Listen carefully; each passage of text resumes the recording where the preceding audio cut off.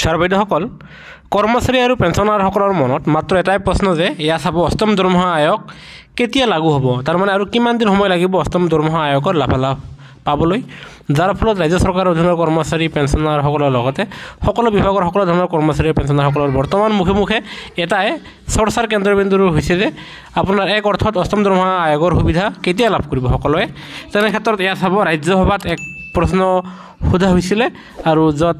এয়া ফাইনেন্স বিভাগক সেই প্ৰশ্ন সুধিছিলে। এয়া চাব এই পইণ্টটো যে অষ্টম দৰমহা আয়োগ কাৰ্যকৰী কৰা হ'ব কি নহ'ব, আৰু ইয়াৰ উত্তৰ দিছে ministry of state in the ministry of finance বিভাগৰ শ্ৰী পংকজ চৌধুৰীদেৱে, আৰু তেখেতে কৈছে এয়া sir it has been decided by the government to constitute the 8th central pay commission, তাৰমানে কেন্দ্ৰীয় চৰকাৰৰ দ্বাৰা অষ্টম দৰমহা আয়োগ প্ৰৱৰ্তন কৰা হ'ব। কিন্তু এয়া আপোনাৰ লোকসভাত উত্তৰ দিছে ঠিকেই, কিন্তু এতিয়ালৈকে বাস্তৱ ক্ষেত্ৰত সেয়া পৰিণত হোৱা দেখা যোৱা নাই, কিয়নো সপ্তম দৰমহা আয়োগ যেতিয়া লাগু হৈছিলে তাৰ 1.5 বছৰ আগত আপোনাৰ সেই কমিটি গঠন কৰি দিছিলে, আৰু সেই কমিটিৰ প্ৰতিবেদনৰ ভিত্তিত আপোনালোকৰ সপ্তম দৰমহা আয়োগ যি লাগু হৈছে, কিন্তু সেয়া 1 বছৰ পিছত সেয়া বাস্তৱত ৰূপায়িত হৈছে। তেনে ক্ষেত্ৰত 1 বছৰৰ যি কৰ্মচাৰীসকলে পাবলগীয়া অন্যান্য এলাউন্স সেয়া কিন্তু সপ্তম দৰমহা আয়োগৰ কৰ্মচাৰীসকলে 1 বছৰৰ এলাউন্স পাবলৈ সক্ষম হোৱা নাই। ঠিক তেনেদৰে অষ্টম দৰমহা আয়োগৰ গঠন কৰিব বুলি চৰকাৰে ঠিকেই কৈছে, কিন্তু এতিয়াও সেই কমিটি গঠন কৰি দিয়া নাই। আপোনালোকে অৱগত যে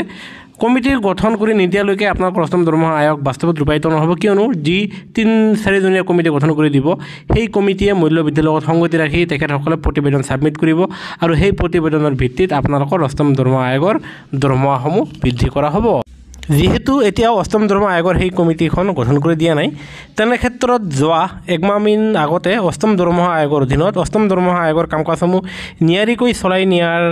কাৰণে নিযুক্তি প্ৰক্ৰিয়া অষ্টম দৰমহা আয়োগৰ অধীনত কৰি থকা হৈছে ঠিকেই, কিন্তু এতিয়াও মূল যি কমিটি সেই কমিটি গঠন কৰি দিয়া নাই, আৰু তেনে ক্ষেত্ৰত কৰ্মচাৰী আৰু পেঞ্চনাৰসকলে কমচে কম 1 বছৰ সময় ৰখিব লাগিব, কিয়নো 1 জানুৱাৰী 2026 চনৰ পৰা অষ্টম দৰমহা আয়োগ প্ৰযোজ্য হোৱাৰ কথা আছিল। এনে ক্ষেত্ৰত যিহেতু কমিটিয়ে গঠন কৰি দিয়া নাই, সেই কমিটিয়ে প্ৰতিবেদন ছাবমিট কৰাতে আৰু কমচে কম 1 বছৰ সময় ল'ব, আৰু সেই প্ৰতিবেদন কেন্দ্ৰীয় চৰকাৰে সেয়া গৃহীত কৰি সেয়া আকৌ নটিছ আকাৰে যেতিয়া পাব্লিছ কৰাকে লৈ আকৌ 5-6 মাহ সময় ল'ব। তেনে ক্ষেত্ৰত আপোনালোকে 26ৰ শেষৰ পিনে ধৰক 27ৰ মাজভাগৰ পৰাহে আপোনালোকে অষ্টম দৰমহা আয়োগৰ লাভালাভ পাবলৈ সক্ষম হ'ব, আৰু এই গুৰুত্বপূৰ্ণ জাননীটো আমি আপোনালোকক আগবঢ়ালোঁ। সেয়েহে কৰ্মচাৰী পেঞ্চনৰ প্ৰতিটো খবৰৰ বাবে আমাৰ চেনেলটো ছাবস্ক্ৰাইব কৰি নাপাহৰিব।